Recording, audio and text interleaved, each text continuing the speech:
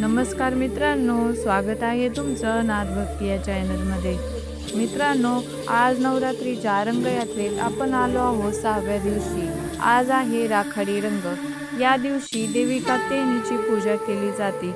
चला तर मग जाणून घेऊया या रंगाचं महत्त्व आणि पूजेची विशेषता. देवी कात्यायनी हा माँ दुर्गेचा 6वं स्वरूप आहे. ती सिंहावर आरूढ आहे आणि तिच्या हातात तलवार, कमळ आणि आशीर्वाद देणारी मुद्रा आहे. तिच्या पूजेने सर्व पापांचा नाश होते. देवी कात्यायनीला महिषासुरमर्दिनी असंही म्हणतात. राखाडी रंग म्हणजे संतुलन, स्थिरता आणि संयमाचं प्रतीक आहे. तो आपल्याला स्मरण करून देतो की प्रकाश आणि अंधार, सुख आणि दुःख या दोन्ही जीवनाचा भाग आहेत.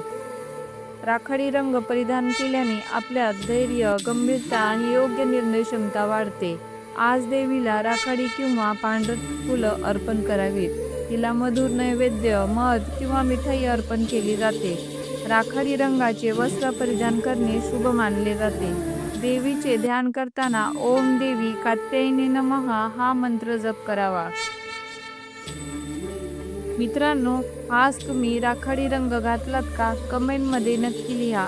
उद्या नवरात्रीच्या 7व्या दिवशी कोणता रंग घालायचा आणि देवी काल रात्रीची पूजा कशी करायची हे जाणून घेण्यासाठी उद्याचा व्हिडिओ नक्की पहा. आणि हो, हा व्हिडिओ आवडला असेल तर लाईक करा, शेअर करा आणि सबस्क्राईब करायला विसरू नका. धन्यवाद.